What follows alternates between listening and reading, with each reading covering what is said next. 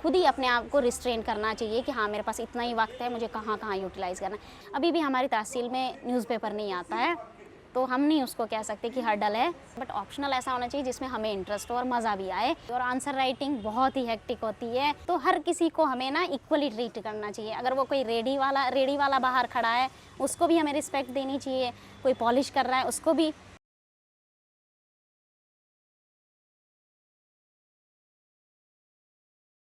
Hello everyone and welcome back to Wings in collaboration with Sunya IAS.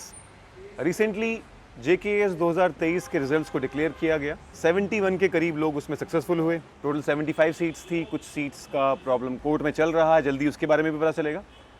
और इन 71 seats में as usual हर साल की तरह बहुत सारे लोगों की इंस्पिरेशनल स्टोरी निकल कर सामने आई। और आज इस टॉपर स्टॉक सीरीज़ में हम ऐसे ही एक कैंडिडेट की इंस्पिरेशनल स्टोरी की बात करेंगे। We have with us in the studio Miss Mubina Akhtar, जिन्होंने रैंक 56 के साथ ये एग्ज़ाम को क्वालिफाई किया। और आज इनके थ्रू हम जानेंगे कि जितने लोग भी प्रिपेयर कर रहे हैं या शुरू करने वाले हैं या फिर इस लिस्ट में फाइनल लिस्ट में क्वालिफाई नहीं हो सके, कि किस तरीके से अपनी स्ट्रैटेजी, अपने पढ़ाई को रीओरिएंट करें कि क्वालिफाई कर सकें। Hello Mubeena and thank you so much for coming to the studio. Thank you sir for inviting me here. मुझे बहुत खुशी हुई कि मेरा क्लियर हुआ JKAS। अल्लाह ताला की बहुत ज़्यादा मदद रही थ्रू आउट द प्रोसेस कि मैं कर पाई, और मेरे में हौसला पूरा रहा कि हो जाएगा, तो उसी वजह से मैं आज यहाँ पे हूँ। बहुत बढ़िया मुबीना। और सबसे पहले तो मैं सभी व्यूअर्स को बता दूं कि मुबीना ने सेकंड अटेम्प्ट में ही क्वालिफाई कर दिया। पहले अटेम्प्ट में ये मेंस तक पहुंच गए थे, यानी प्रीलिम्स तो क्वालिफाई किया था उन्होंने, मेंस तक पहुंच गए थे, इंटरव्यू कॉल नहीं आई, बट इस बार उन्होंने एक ही गो में प्रीलिम्स मेंस इंटरव्यू क्वालिफाई करके फाइनल लिस्ट में आ गए। तो सबसे पहले मुबीना में जानना चाहेंगे कि आप बेसिकली कहाँ से हैं, स्कूलिंग कहाँ से हुई, कॉलेज कहाँ से हुआ, ऑप्शनल क्या था आपका, इसके बारे में बताइए। सर मेरी schooling basic DBN Mubarak Mandi से हुई। उसके बाद मेरा एडमिशन गांव में हुआ 8th से, और 12th तक मैंने वहीं किया। 10th तक हमारा हाई स्कूल वहीं पास में ही है, बट वहाँ से 11th 12th के लिए हायर सेकेंडरी बहुत दूर पड़ता है, 10 किलोमीटर की दूरी पे है। आना जाना बहुत मुश्किल होता है क्योंकि रोड कनेक्टिविटी नहीं थी तब उतनी, तो उतनी क्या पैदल ही जाना होता था उतने दूर। फिर उसके बाद मेरा कॉलेज यहीं GCW परेड से हुआ, और सेंट्रल यूनिवर्सिटी ऑफ जम्मू से मैंने मास्टर्स की इंग्लिश लिटरेचर में। तो फिर उसके बाद मैंने सोचा, मैं जिस क्लास में भी होती थी पूरी इन्वॉल्व हो जाती थी कि पहले इसको अच्छे से देना है, क्योंकि वो भी एक प्रोसेस होता है, उसको भी जीना होता है, चाहे वो कॉलेज की लाइफ हो, स्कूल की हो, उन सब्जेक्ट्स को भी अच्छे से टाइम देना होता है।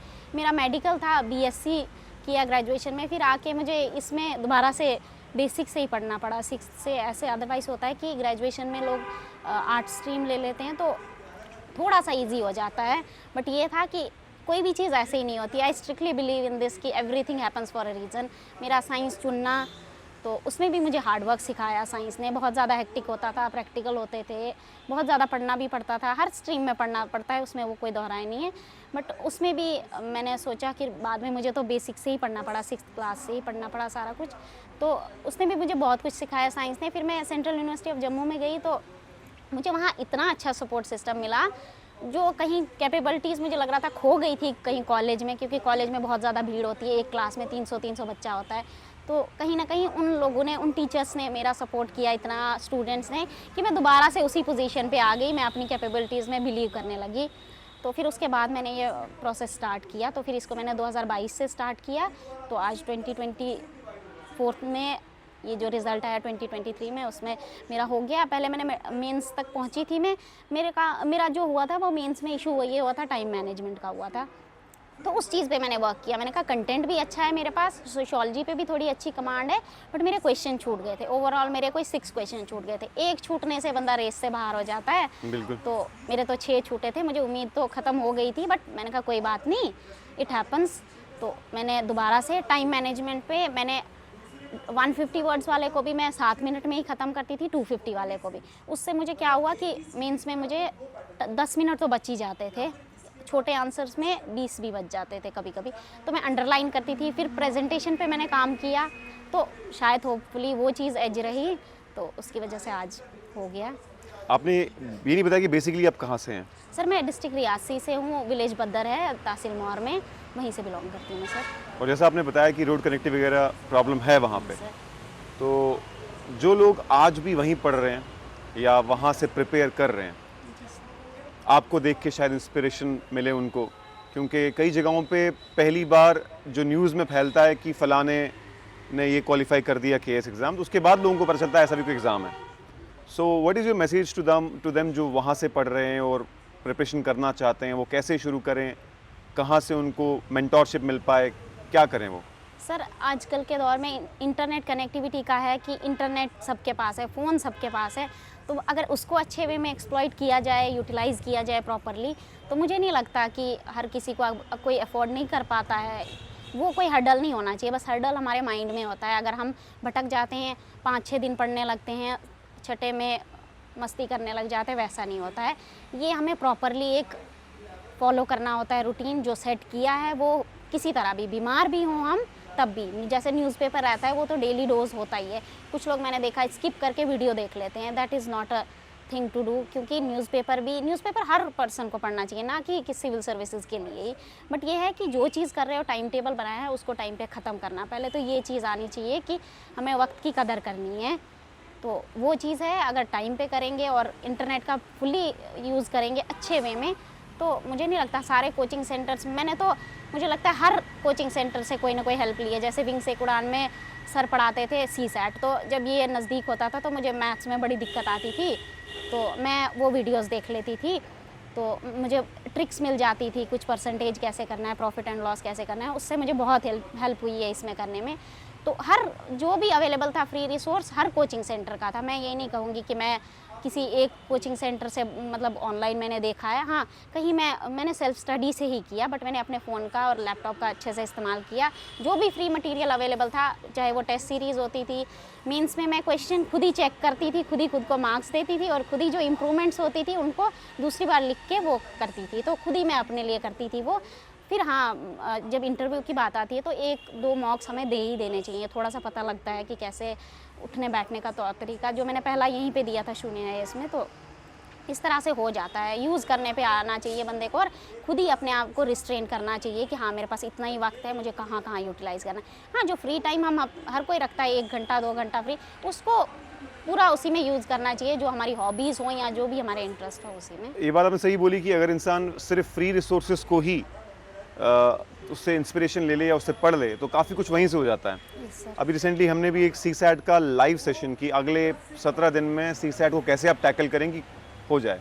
सुन्या के फाउंडर मिस्टर सुगम बंसल सर खुद आए थे, और वो हमने जम्मू में ऑफलाइन भी लिया और लाइव भी कर दिया।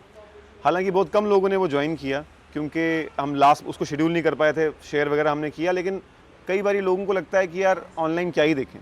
हालांकि मैंने आपसे भी सुना और बहुत सारे लोगों से सुना जिन्होंने इन रिसोर्सेज से बहुत फ़ायदा उठाया। और जहाँ तक बात की जाए इंटरनेट, अगर आपके पास हाई स्पीड है, स्मार्टफोन है, तो how to prepare for exam, syllabus क्या है एग्ज़ाम का, कितना टाइम लगता है, सब मिल जाएगा। Sir everything. और जैसे अभी हम ये टॉपर स्टॉक सीरीज़ कर रहे हैं, तो ये भी बहुत सारी अवेलेबल है ऑनलाइन। मुझे लगता है आपने भी कोई ना कोई देखी होगी। अब आपका कोई टॉपर स्टॉक देख के काफ़ी कुछ सीख सकता है। बात की जाए एग्ज़ाम की, तो खैर सिलेबस और पैटर्न और क्वेश्चन ये तो सब सीख लेते हैं, बट कभी कभार इस जर्नी में काफ़ी लंबा वक्फा लग जाता है। पेशेंस बहुत चाहिए होता है। प्रीलिम्स के 3-4-5 महीने बाद मेंस हो रहा है, मेंस के 3-4-5 महीने बाद इंटरव्यू हो रहा है, तकरीबन साल खा जाता है पूरा एग्ज़ाम, है ना। तो आप मास्टर्स भी कर रहे थे, और आपने अब जैसा बताया कि आप एजुकेशन में जब ग्रेजुएशन और मास्टर्स में रहे, तो आपने फुल्ली फोकस वहाँ किया। हाँ सर, बिल्कुल। तो ये आपने डिसाइड कब किया कि मुझे KAS as an option, as a career choose करना है? आपने मास्टर्स भी कर लिया था, पीएचडी भी कर सकते थे, आप एकेडमिक्स में जा सकते थे, वाई जेकेएस एग्ज़ाम? सर मेरा बचपन से इसी चीज़ की तरफ रुझान था कि मेरे को यही करना है, बट ये था कि मैं जिस चीज़ में घुस जाती थी, जिस प्रोसेस में, मैं उसको चाहती थी कि इसको पहले अच्छे से करूँ। वो 10th थी, 12th थी, ग्रेजुएशन थी, बट सोचा मैंने बहुत पहले था। हाँ, एग्जीक्यूट लेट किया वो अलग चीज़ है, बट मैंने सोचा बहुत पहले था। स्टार्टिंग से ही? तो Starting आप किसी से इंस्पायर हुए थे, या क्या रीज़न रहा कि आपने बचपन में डिसाइड कर लिया कि मुझे एडमिनिस्ट्रेटिव सर्विस में जाना है? नहीं सर, मैं ऐसे बचपन में मेरा था कि सबसे हाईएस्ट एग्ज़ाम क्या होता होगा, तो मैं ऐसा रखती थी कि एक ही लाइफ है हम सबके पास, तो उसको हमें बेशक कामयाबी मिले ना मिले, ऊपर वाला तो जानता है कि एफर्ट किया था, कल को पछतावा नहीं होता है कि हमने नहीं किया था। हम क्यों दूसरों को देखते रहें कि हाँ वो कर रहे हैं, जबकि हम भी इक्वली कैपेबल है। तो मैं इसीलिए मैंने सोचा कि यही करना है, सबसे बड़ा यही है, मुझे पता चला कि यही है स्टेट का सबसे बड़ा, तो मैंने इसी की तरफ फोकस रखा। और मेरे पास होना चाहिए बैकअप, सब कहते हैं कोई प्लान भी होना चाहिए, और मैं भी कहती हूँ कि क्योंकि रिस्की होता है, बट मेरे से हो ही नहीं पाता था। लोग कह रहे थे नेट पढ़ो, हालांकि नेट में नेगेटिव मार्किंग भी नहीं थी, बट मेरे से हो ही नहीं पाता था। मैं सिलेबस देखती, ये तो बहुत बड़ा वास्ट सिलेबस है, JKPSC का रख लो, UPSC का रख लो, बट मेरे को नहीं लगता था, मेरे को लगता था ईजी है, तो वो अपना इंटरेस्ट ही उसी तरफ था। तो आपने ऐसा सोचा कि जो सबसे बड़ा एग्जाम है, चैलेंज सबसे बड़ा वही, मुझे वही करना है। वही करना है मुझे, यही था मेरा कि चैलेंज होना चाहिए, डिफ़िकल्ट चीज़ों को ही चूज़ करना चाहिए, क्योंकि हम सब कैपेबल हैं, वो किसी भी कॉर्नर से आते हैं। और आज तो मैं बोलती हूँ इंटरनेट बहुत बड़ी बून है, अगर उसको उस वे में यूज़ किया जाए तो आज तो और ज़्यादा ईजी हो गया है। पहले ज़माने में नहीं होती थी चीज़ें, अभी भी हमारी तहसील में न्यूज़पेपर नहीं आता है, तो हम नहीं उसको कह सकते कि हर्डल है, हमें और देखना है, कोई अल्टरनेट देखना है जिसके थ्रू हम वो कर सकें। कोई भी नहीं, एक्सेल शेयर, स्टेट टाइम्स वगैरह कुछ नहीं आता? नहीं आता है, आज भी नहीं आता? आज भी नहीं आता है। तो मैं रिक्वेस्ट करूंगा रियासी के जो भी एडमिनिस्ट्रेशन है, जो वहाँ के तहसीलदार हैं, वो भी कोई KS ऑफिसर ही होंगे, और वहाँ के DC साहब, मुझे लगता है विशेष महाजन जी हैं आजकल वहाँ पे, विशेष महाजन जी डोडा में भी रहे हैं, उन्होंने काफ़ी अच्छा काम किया है। तो मैं रिक्वेस्ट करूँगा एडमिनिस्ट्रेशन से कि वहाँ के स्टूडेंट्स के लिए अगर ये न्यूज़पेपर नहीं पहुँच पा रहा है तो न्यूज़पेपर तो पहुँचना चाहिए, चाहे वो एग्ज़ाम की प्रिपरेशन की बात हो, चाहे वो अवेयरनेस की बात हो, वो तो आने चाहिए।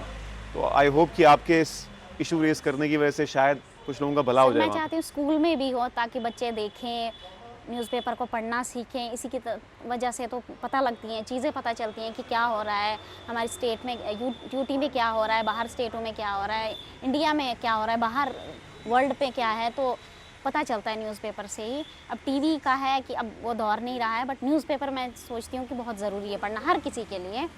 हालांकि PDF फॉर्मेट में भी अवेलेबल हो जाएगा न्यूज़पेपर, लेकिन जो हार्ड कॉपी का फील है वो नहीं आता। और अगर मैं बात करूँ इलेक्ट्रॉनिक फॉर्म में पढ़ने का, तो उसके लिए आपको बड़ा सेल्फ डिसिप्लिन चाहिए।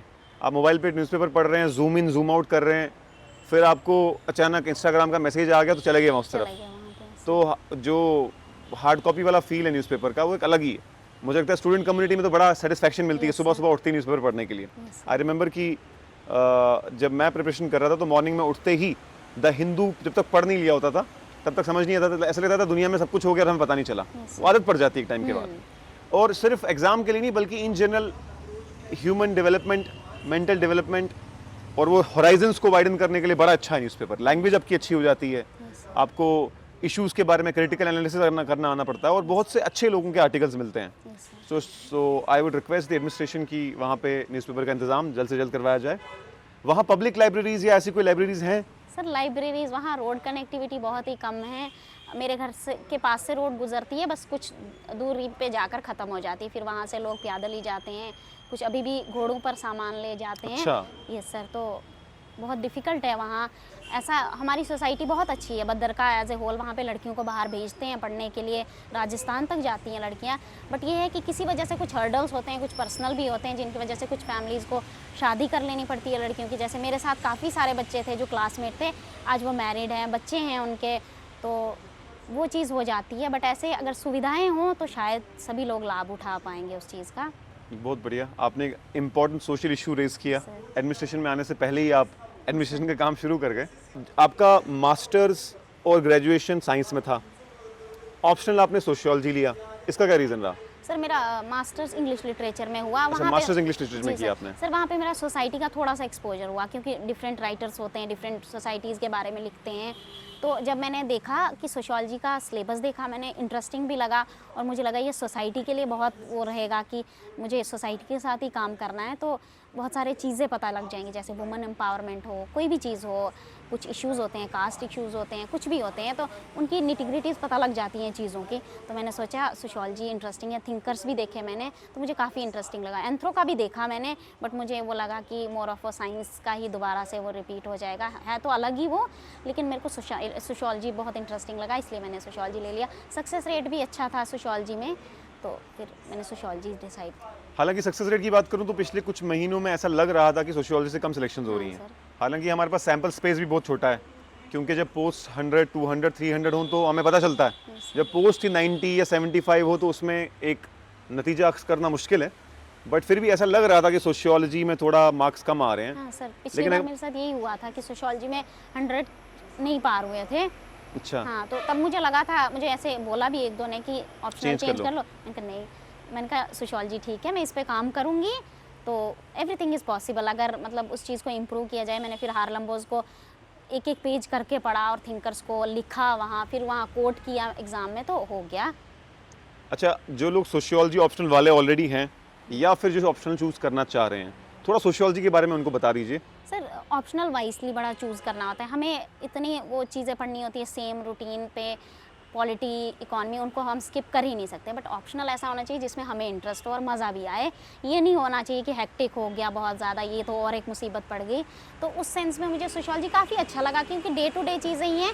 सिर्फ वो है थोड़ा आंसर राइटिंग पे फोकस रहे, थोड़े थिंकर्स वगैरह ऐड करें। मतलब हार्लम बोस और मैंने तो नितिन सांगवान वाली बुक को ही मैंने बहुत अच्छे से पढ़ा कि मुझे इतना अच्छे से याद हो गया कि मुझे रिवीजन कर करके ज़्यादा रिसोर्सेज नहीं लेने चाहिए। कुछ कहते हैं ना, यहाँ से पढ़ लो वहाँ से पढ़ लो, बस वही 2 बुक्स। तो हार्लम बोस से भी मैंने कोट किए थिंकर्स, तो मुझे वहीं से हेल्प हो गई। बाकी इंडियन सोशियोलॉजी का, हमें इंडियन का वो अवेयर रहना चाहिए कि सोसाइटी में क्या हो रहा है। डेली जो करंट अफेयर में कुछ इश्यूज़ आते हैं तो वो लिख ले बंदा वहाँ पे, तो बस इतना ही हो पाता है कि ऑप्शनल होना चाहिए जो हेक्टिक नहीं हो, अच्छा होना चाहिए, जिसमें इंटरेस्ट हो। तो सोशियोलॉजी इन पर्टिकुलर कोई पढ़ रहा है, मान लो उसके स्कोर अच्छा नहीं आ रहा है और अभी उन्हें हो सकता है 1-2 बार मेंस दे दिया हो, या फिर वो स्टार्ट कर रहे हैं सोशियोलॉजी, तो हाउ शुड दे स्टार्ट? वो है कि सोशियोलॉजी के लिए एनसीईआरटी में भी है सोसाइटी का, तो पहले वो पढ़ ले अगर इंटरेस्टिंग लगता है, फिर सिलेबस उठा के देख ले और सिलेबस को डिकोड कर ले, कहीं एक जगह लिख लें, हाँ इसमें ये आता है, फ्लो चार्ट्स की हेल्प से। तो फिर अगर लगता है, फिर 1-2 आंसर पे ट्राई करें, फिर मैच करें, टॉपर्स की कॉपीज़ मिल जाती हैं, उससे मैच कर लें कि हाँ मेरा लेवल ठीक जा रहा है। तो चेंज करने की ज़रूरत नहीं होती। अगर आपका इंटरेस्ट हो जाता है उसमें, वो नहीं होता है कि चेंज कर लो, किसी के इन्फ्लुएंस में आके कर लो कि एंथ्रो अच्छा है या कोई और अच्छा है। अगर खुद को अच्छा लगता है और आंसर चेक करने होते हैं, ये जो कॉपीज़ मिलती हैं टॉपर्स की, इंटरनेट पे फ्री में अवेलेबल है, उनसे कंपेयर करना बहुत ज़रूरी होता है कि मेरा कौन सा, मैं किस लाइन पे जा रहा हूँ और अगले ने कैसा लिखा हुआ है, वो बहुत ज़रूरी होता है। उससे एक कंपैरिजन हो जाता है और पता लग जाता है कि हाँ इसी डायरेक्शन में। मैं वही करती थी, मैं उनके आंसर से मैच करती थी। फॉर एग्जाम्पल अगर सुसाइड पे कोई स्टडी थी, मैं आंसर लिखती थी, फिर देखती थी टॉपर ने कैसे लिखा हुआ है, तो उससे बड़ी हेल्प हो जाती कि हाँ ऐसा लिखना है। ऑप्शनल में जैसे आपने बताया, आपको लगा कि नहीं मैं नहीं चेंज करूंगी, लेकिन कई सारे ऐसे लोग होते हैं जिनको मैंने देखा है कि 4-4, 5-5 बार ऑप्शनल सेम रखा, लेकिन फिर ऑप्शनल बदल दिया और उनकी फाइनल सिलेक्शन हो गई। हाँ सर। तो मुझे लगता है ये one size fits for all नहीं है, लेकिन हाँ अगर आपके हिसाब से मुझे लग रहा है कि आपको इंटरेस्ट बहुत था उसमें, आपको मज़ा आता था पढ़ने में, is that right? Yes sir. तो अगर तो इंटरेस्ट है फिर तो आप हाँ। सीख ही लोगे। सर, चेंज करने में कोई दिक्कत नहीं है। अगर नहीं हो पाता है, वो बहुत लोग कर लेते हैं, लास्ट मोमेंट पे चेंज करते हैं और अच्छा कर जाते हैं, वो अपना पर्सनल कॉल है। बट मुझे काफ़ी इंटरेस्टिंग लगा और मुझे लगा मैं कोई और ऑप्शनल चूज़ नहीं कर सकती, तो मैंने उसी पे काम किया दूसरे साल, क्योंकि सोशियोलॉजी में काफ़ी कम नंबर आए पिछले मेंस में, तो मैंने उस पर वर्क बहुत किया। 100 आप बोल रहे हैं, 100 क्रॉस नहीं हुआ? पिछली बार 100 क्रॉस नहीं हुआ था, एक में भी नहीं, ना पेपर 1 में ना पेपर 2 में। टोटल मार्क्स कितने थे आपके? सर मेरे पिछली बार I was following just short of 90 marks, तो वो मेरे क्वेश्चन जो स्किप हो गए थे, तो कट ऑफ से 750 कट ऑफ गया था, तो मैं 90 मार्क्स से शॉर्ट पड़ गई थी उसके लिए। ओके, तो this is an important highlight of the talk कि पहले 100 क्रॉस नहीं हो पा रहा था और अगले अटेम्प्ट में इनने क्वालिफाई ऑब्वियसली बात है क्वालिफाई कर दिया, तो अच्छे मार्क्स ही आए होंगे। अभी बताना मुश्किल है, कयास आ रही यानी गेस करना, वाइल्ड गेस करना तो हमारे लिए पॉसिबल नहीं है अभी, लेकिन ऑब्वियसली बात है ऑप्शनल का बहुत बड़ा रोल रहता है, तो इसका मतलब है ऑप्शनल ने आपका रोल प्ले किया होगा वहाँ पे। जीएस में कैसे मार्क्स आते थे आपके पहले अटेम्प्ट में? हाँ सर, पहले अटेम्प्ट में अच्छे थे, सिर्फ GS 3 में इकोनॉमी था, वही क्वेश्चन छूट गए थे, और पेपर 1 में भी क्वेश्चन छूट गए थे, वो 20-20 मार्क्स वाले छूटे थे। मैंने पहले शॉर्ट आंसर से लिखना स्टार्ट किया, फिर लॉन्ग तक पहुंचने तक टाइम चला गया, तो उसमें कम आने ही थे, ऑब्वियस था। एथिक्स में मेरे बहुत अच्छे मार्क्स थे, जबकि मुझे खुद लग रहा था कि मैंने तो बहुत बेकार लिखा है, और एस्से में भी बहुत अच्छे। एस्से जो है, एस्से ऑप्शनल, और ये बड़ा इंपॉर्टेंट रोल प्ले करते हैं हमारे ना सिलेक्शन में, मुझे लगता है, क्योंकि पिछली बार भी मेरे एस्से में बहुत अच्छे थे और सोशियोलॉजी पे मैंने काम किया, तो GS तो पढ़ते ही रहते हैं हम हर टाइम, तो वो लिखने की प्रैक्टिस की बहुत ज़्यादा ज़रूरत होती है। जैसे मैंने कहा मेरा टाइम का हो गया था, तो मैंने उस पर वर्क किया, अपनी कमियों पे काम करना होता है, तो उसी से हो पाता है। आंसर राइटिंग एक ऐसी चीज़ है, हर किसी को आती नहीं है। मुझे लगता है जो आपका एकेडमिक करियर रहा है, जिसमें आपने बहुत कायदे से पढ़ा है, तो आपका ऑलरेडी आंसर राइटिंग अच्छी ही होगी, तभी आप सेल्फ इवैल्यूएशन कर पाए। बट साइंस बैकग्राउंड वालों की इतनी अच्छी आंसर राइटिंग होती नहीं है। तो आपने सेल्फ इवैल्यूएशन की, खुद इंप्रूवमेंट की, हाँ सर, मैंने खुद ही। तो कितनी प्रैक्टिस की होगी आपने? वो जो आपके क्वेश्चन छूट गए पहली बारी में, इस बारी छूटे कोई? इस बार कोई नहीं छूटने दिया मैंने, एक भी नहीं? इवन कि सोशियोलॉजी में एक क्वेश्चन था मुझे आता नहीं था, तो मैंने रिलेट किया, मैंने कहा सोसाइटी से ही होगा कुछ ना कुछ, तो मैंने उसको बीटिंग अराउंड द बुश लिख दिया। था भी छोटा, 10 मार्क्स का था, तो मैंने it was like writing anything about society. तो होपफुली पता नहीं क्या, शायद से थोड़ा बहुत रिलेट कर गया था या 1-2 मार्क्स मिल गए, तो बहुत मायने रखता है एक एक क्वेश्चन का Of course, of complete course. होना सर। इस बार आपने ना जीएस में कुछ छोड़ा, नहीं सर। ना ऑप्शन में कुछ छोड़ा, नहीं सर। और एसए में पिछली बार कैसे मार्क्स थे आपके? ऐसे में शायद 132 थे पिछली बार, पिछली आई बारी? Am not sure. हाँ 132 132 तो पिछली बार भी बहुत अच्छे मार्क्स थे। एथिक्स में कैसे थे? सर। एथिक्स में भी इसी के अराउंड थे, 129 थे शायद से। एक बारी मैं आपको बता दूं, मेरे पूरे करियर में एज अ स्टूडेंट भी और एज अ फैकल्टी भी ये बात कॉमन देखी मैंने कि जिन्होंने पेपर कंप्लीट कर लिया कायदे से, ये नहीं कि बस आपने कुछ भी लिख दिया। एक होता है वाइल्ड गेस, एक होता है एजुकेटेड गेस। जैसे इन्हें बोला beating around the Bush, but beating around the Bush वो उसके लिए होता है जिन्होंने बिल्कुल नहीं पढ़ा था, कुछ ना कुछ तो इनको पता होता ही उस टॉपिक के बारे में। तो ये बात कंफर्म है कि जो एग्जाम पूरा अटेम्प्ट कर ले, पेपर पूरे आप लिख दे, कोई सवाल ना छोड़े, तो एटलीस्ट मैंने ये तो देखा है कि इंटरव्यू कॉल तो आता ही है। Sir mains is the game changer. बिल्कुल। वहाँ एक क्वेश्चन छूटना इज लाइक रेस से बहुत पीछे हो जाना, क्योंकि लोग लिखते हैं, एक तो लोग लिखते हैं, अटेम्प्ट करते हैं, दूसरा बहुत अच्छा लिखते हैं, तो वो डिफरेंस क्रिएट करता है। और आप छोड़ के ही आ जाओ, एक जो मेरे साथ लास्ट ईयर हुआ, मैं उस पर बहुत पछताई, क्योंकि लास्ट ईयर शायद से हो जाता। तो कोई बात नहीं, everything happens for a reason, वो तो मैं उसमें स्ट्रांगली बिलीव करती हूँ, ताकि शायद मेरी पर्सनालिटी में उतना इम्प्रूव आया उस साल में। बट मैंने उस चीज़ पे बहुत काम किया कि क्वेश्चन नहीं छोड़ना है मुझे, इसीलिए मैंने 7 मिनट का रूटीन फॉलो किया। वो लॉन्ग आंसर था या शॉर्ट आंसर था, और उससे मुझे बहुत हेल्प हुई। और आंसर राइटिंग बहुत ही हेक्टिक होती है, रोज़ मेंटेन रखना, और उसी टाइम पे, जिस टाइम पे पेपर स्टार्ट होना हो उसी टाइम पे आपको वो करनी होती है। मैंने पहले से ही रखा था कि हाँ पेपर इतने बजे स्टार्ट होता है और इतने बजे ख़त्म होता है, तो उसी टाइम पे मैं करती थी। रोज़े भी थे, और हाँ इस बार रमज़ान में था शायद। रमज़ान में था, तो रोज़े भी रखती थी मैं। वैसा कुछ नहीं था कि एक चीज़ पे कॉम्प्रोमाइज़ करो और एक चीज़ करो, वैसा कुछ नहीं। मेरा शुरू से ही रहा है कि मैं दोनों चीज़ों, दीन दुनिया को बैलेंस रखूँ, तो वो था। और अल्लाह ताला के फजल से इन्होंने एक ही पेपर रखा दिन में, तो वो प्लस पॉइंट हो गया। 2021 में भी यही हुआ था, रमज़ान में आ रहा था, तो उस बार भी इनने एक ही पेपर रखा। इनकी तरफ से बहुत, हमारे लिए बहुत प्लस पॉइंट था कि बिल्कुल।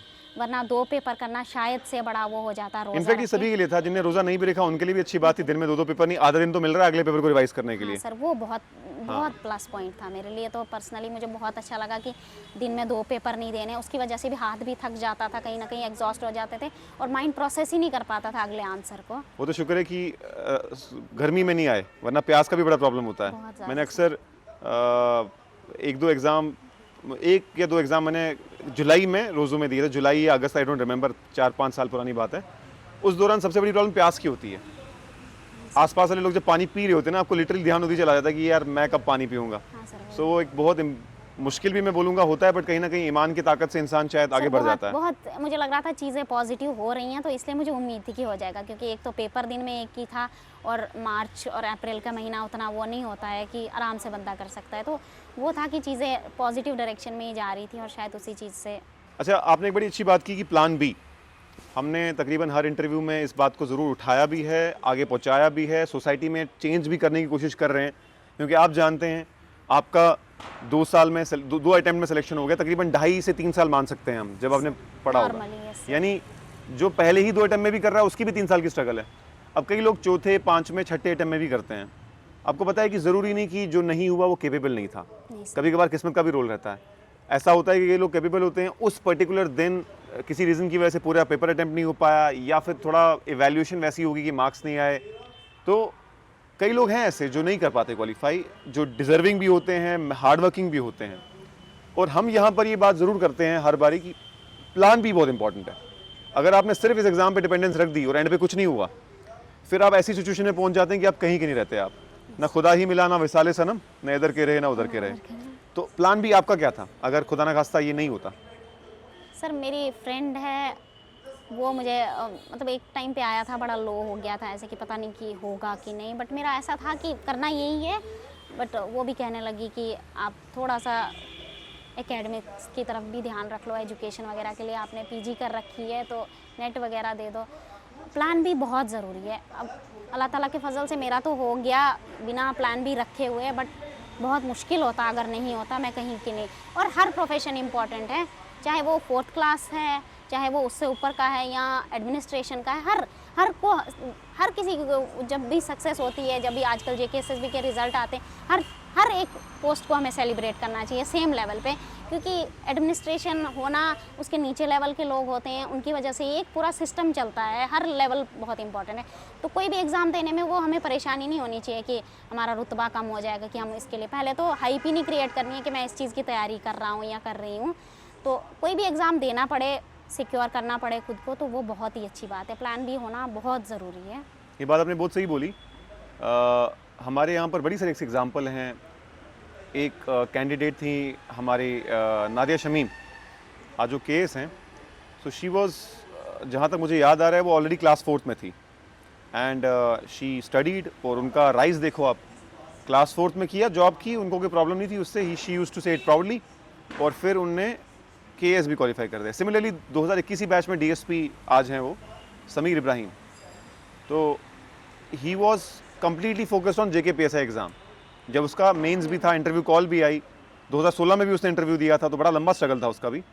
तो उसने बोला मैं प्रिपेयर्ड था, अगर मुझे सब इंस्पेक्टर भी मैं बन जाता तब भी मैं खुश था, मुझे पुलिस ज्वाइन करनी थी। हाँ, DSP बन गया तो और भी अच्छी बात है, but I would have been happy अगर मुझे SI भी मिल जाता तो SI के रिजल्ट आने से पहले ही वो DSP बन गया। तो ये बहुत सही बोला आपने कि हर पोस्ट को सेलिब्रेट करना ज़रूरी है। और मुझे लगता है कहीं ना कहीं over glorification of certain posts की वजह से बाकी पोस्ट जो हैं, जो बाकियों का सिलेक्शन है किसी और चीज़ में, उसको कम सेलिब्रेट किया जाता है। ये बहुत अच्छी बात की आपने। सर, फिर बच्चे ना उस तरफ जाना नहीं चाहते हैं, वो सोचते हैं इसमें हाइप इतनी है, इतना फेमस हो जाता है बंदा। ऐसा होना नहीं चाहिए। हर पोस्ट बहुत ज़रूरी है, एक सिस्टम चलता है तो उसके लिए लीडर्स भी बहुत ज़रूरी हैं। ऊपर हर एक फाउंडेशन ही, बेसिक फाउंडेशन ही छोटी पोस्ट से होता है। तो वो फिर बच्चे में ना वो सुपीरियॉरिटी आ जाता है कि नहीं उसी पोस्ट में है ये, और फिर कुछों के लाइफ ख़राब हो जाती है, कुछ लोग मेंटली ले लेते हैं इस चीज़ को और डिस्टर्ब बहुत हो जाते हैं फिर वो किसी फील्ड के। तो सेलिब्रेट, जब भी JKSSB रिज़ल्ट लाती है तो हमें 4th क्लास का अगर कोई रिज़ल्ट आता है तो उसके टॉपर को भी ऐसे ही पूरा ग्लोरीफाई करना चाहिए एकदम से, और किसी और पोस्ट का भी कोई भी हो, क्योंकि सभी बहुत ज़रूरी हैं। अच्छा, ये बताइए कि अब एज एन ऑफिसर आपने एग्ज़ाम के दौरान तो सोचा होगा यार कभी मैं ऑफिसर बनूंगी ना तो मैं ये करूंगी, इस चीज़ पे फोकस करूंगी, मैं ऐसा करना चाहती हूँ, कल को मुझे पावर मिले तो मैं ऐसा करूंगी। तो ये आपके दिमाग में क्या थॉट प्रोसेस है? सर, मेरा तो एजुकेशन सिस्टम को लेकर बहुत था कि अगर मैं आज ये सोच पा रही हूँ वो एजुकेशन की वजह से है।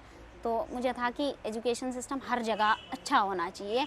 एटलीस्ट ज़रूरी नहीं होता है नौकरी ही मिले सबको, बट एटलीस्ट रीड राइट वाला हर किसी के पास वो सुविधा होनी चाहिए कि वो पढ़ सके। तो education system, health care system, जैसे मैं एक टाइम पे श्रीनगर गई थी तो मैंने रामबन का देखा, डिस्ट्रिक्ट है, वैसा ही मेरे रियासी का भी है, डिस्ट्रिक्ट है।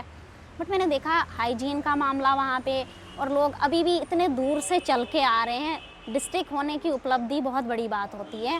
रामबन में भी एक एरिया है राजगढ़, मेरे साथ एक औरत ट्रैवल कर रही थी परसों जब हम वापस आ रहे थे।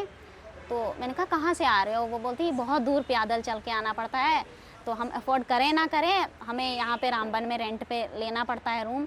तो मैं चाहती हूँ कि अगर हम काम करने के लायक बन रहे हैं तो हमें सोसाइटी को सर्व करना चाहिए, अंडर प्रिविलेज्ड के लिए काम करना चाहिए। और वो ये ना कि हमारा रिज़ल्ट सेलिब्रेट किया जाए, हमारा काम सेलिब्रेट होना चाहिए। तो ये है कि फार फ्लंग एरियाज़ होते हैं जहाँ लोगों को बच्चे पढ़ाने का आजकल लोगों को बहुत शौक़ है, और उनको उसी के लिए या तो जम्मू में रूम लेना पड़ता है या तो कहीं सिटी एरिया में आके। बट नहीं, गाँव हर जगह कोई भी एरिया हो, वो सांबा के किसी एरिया में हो, कठुआ में हो या रामबन जैसे एरियाज़ में, तो वहाँ पे काम होना चाहिए ताकि एजुकेशन हर घर में पहुँचे। बहुत उम्मीदें लगाते हैं लोग बच्चों से। छोटे छोटे बच्चे हैं, वो बोलते हैं कि मेरी भांजी परसों बोल रही थी इंटरव्यू में कि मुझे डॉक्टर बनना है। तो कहती क्या है कि हाई स्कूल जाती हूँ। तो हाई स्कूल में ही अगर फैसिलिटीज़ हो, मेरे हाई स्कूल जहाँ से मैं पढ़ी हूँ वहाँ पे प्रदीप खजूरिया सर आए हुए हैं, तो मैंने सुना ही है, मैं गई नहीं हूँ, मैंने सुना है बहुत ज़्यादा इम्प्रूवमेंट हुई है वहाँ, एक डिसिप्लिन हो गया है प्रॉपर। मुझे इतनी खुशी होती है सुन के कि हमारे टाइम पे क्या था और आज देखो। तो एक टीचर ही बदलाव ला सकता है, तो उसके लिए हमें हो कि हम उनको थोड़ी जो वो ना कर सके, हमें वो करना चाहिए उनके लिए। तो काम सेलिब्रेट होना चाहिए, ना कि कोई रिज़ल्ट का इतना ज़्यादा सेलिब्रेशन होना चाहिए। लोग याद रखने चाहिए कि हाँ ये यहाँ था या थी, तो तब हमारा इतना इम्प्रूवमेंट हुआ।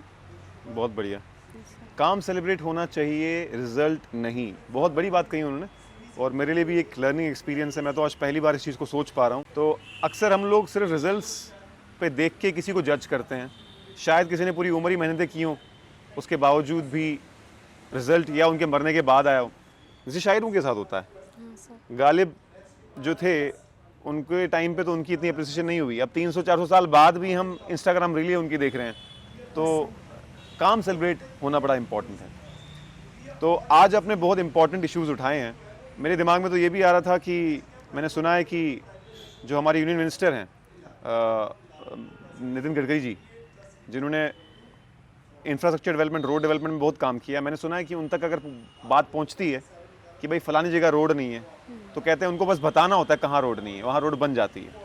तो मैं सोच रहा हूँ कि आपके इस इंटरव्यू का क्लिप ट्विटर पे डाल के उनको ज़रूर टैग करूँ। हो सकता है आपकी आवाज़ उन तक पहुँच जाए और कोई ना कोई तरीके से आपके एरिया में भी रोड बन जाए। आज का इंटरव्यू मुझे लगता है कि सिर्फ आपके थ्रू आपकी स्टोरी नहीं पता चली हमको, बल्कि आपके एरियाज़ की डिफ़िकल्टी भी आपने हाईलाइट कर दी और बहुत अच्छा आपने यूज़ किया टाइम का इसका। मैं बहुत अप्रिशिएट करता हूँ कि आपने ये बात पॉइंट आउट की कि कुछ लोग एफर्ट कर सकते हैं सिटी में आके रहना, लेकिन कई लोग तो वहीं पर हैं। सर इक्वालिटी बहुत ज़रूरी है माशरे में। वो अल्लामा इकबाल ने कहा था कि एक ही सफ़ में खड़े हैं महमूद व अयाज, ना कोई बंदा रहा ना कोई बंदा नवाज। बहुत खूब। तो हर किसी को हमें ना इक्वली ट्रीट करना चाहिए। अगर वो कोई रेडी वाला बाहर खड़ा है उसको भी हमें रिस्पेक्ट देनी चाहिए, कोई पॉलिश कर रहा है उसको भी, और ऑफिसर को भी, सबको सेम लेवल पे ट्रीट करना चाहिए। मेरा तो ये स्ट्रांगली बिलीफ है कि इक्वालिटी बहुत ज़रूरी है माशरे में। और आपने गालिब साहब का शेर कोट किया, मैं भी एक कोट करना चाहूँगा कि नहीं है नाउम्मीद इकबाल अपने कश्ते वीरां से, यानी इस ज़मीन से ये जो वीरान पड़ी है अभी, इससे मैं नाउम्मीद नहीं हूँ। नहीं है इकबाल नाउम्मीद अपने कश्ते वीरां से, ज़रा नम हो तो ये मिट्टी बहुत ज़रखेज़ है साकी, कि अगर इस बंजर ज़मीन पे थोड़ा ऊपर वाले की रहमत हो जाए बारिश की, तो ये फर्टाइल बन जाएगी, ज़रखेज़ हो जाएगी। वैसे ही उस एरिया में उपलब्धियाँ मिल जाएँ, रोड मिल जाए, पब्लिक लाइब्रेरी टाइप कुछ हो जाए, न्यूज़पेपर्स आने लगे और एक किस्म का मेंटोरशिप अवेलेबल हो जाए, तो मुझे लगता है काफ़ी उस एरिया की डेवलपमेंट हो सकती है। जैसा आपने बताया कि पेरेंट्स अपनी लड़कियों को बाहर भेजते हैं, मुझे लगता है कि एक आपने एनवायरनमेंट में पढ़ा होगा इंडिकेटर स्पीशी, जो इंडिकेट करती है हेल्थ ऑफ एनवायरनमेंट को। तो मुझे लगता है कि एरिया के सोशल डेवलपमेंट का इंडिकेशन ये है कि वो अपने गर्ल्स की एजुकेशन पे कितना फोकस कर रहे हैं। सर मैं यहाँ SRS लाइब्रेरी जाती हूँ, गवर्नमेंट लाइब्रेरी। वहाँ पे बहुत दूर दूर से बच्चे आते हैं क्योंकि फ्री में, ऐसा नहीं है कि सब वहाँ अफोर्ड नहीं कर सकते, बट जो गवर्नमेंट की सुविधाएं हैं अगर वो पहुँचे ना हर कॉर्नर में तो सभी लाभ उठाएंगे। ना जिसका मन हो वो भी लाइब्रेरी चला जाएगा थोड़ी देर। तो मैं बोलती हूँ कि फार फ्लंग एरियाज़ में भी ऐसी फैसिलिटीज़ होनी चाहिए, ना कि सिटी के सेंटर में ही। मुझे लगता है जम्मू की धनवंतरी लाइब्रेरी से जितने KS बने हैं और IAS बने हैं उतने कहीं से नहीं बने होंगे, क्योंकि गवर्नमेंट की लाइब्रेरी है। SRS से हूँ। अच्छा, आप SRS से हैं, जम्मू यूनिवर्सिटी की? नहीं सर, ये जो SRS कच्ची छावनी में है ना। अच्छा हाँ, वो जो रणबीर सिंह स्कूल के साथ में बिल्कुल है। Okay great. मुझे उम्मीद है कि आपकी ये बात एडमिनिस्ट्रेशन तक पहुंचेगी और हम भी इसको हाईलाइट करेंगे, और गवर्नमेंट भी नई बनी है आफ्टर सो मेनी ईयर्स, हम उनसे भी बोलेंगे कि पब्लिक लाइब्रेरी, कम्युनिटी लाइब्रेरी हर डिस्ट्रिक्ट में, बल्कि हर तहसील में हो, ताकि हर गांव का जो कैचमेंट एरिया है उस तक वो एक्सेस हो पाए। सो मुबीना जी, आपसे हमें और भी बहुत बातें करनी है, लेकिन मैं जानता हूं कि आपने आज मुश्किल से टाइम निकाला है अर्ली मॉर्निंग, और हम आपसे वक्त लेंगे ज़रूर जब भी आप दे पाएँ, जिसमें आप इंडिविजुअल वीडियोस के थ्रू बच्चों को बता पाएँ कि स्ट्रैटेजी क्या है और ऑप्शनल की क्या है, CSAT की क्या है, GS की क्या है, मेंस की क्या है। और मैं आपसे रिक्वेस्ट करूंगा कि अपनी कुछ आंसर्स की बुकलेट अगर आप हमें प्रोवाइड कर पाएँ PDF, तो हम पब्लिक प्लेटफॉर्म पे उसको फैलाएं, लोग देख पाएँ कि किस तरीके से क्या लिखना है। बहुत बहुत शुक्रिया आपका, आप आज आए।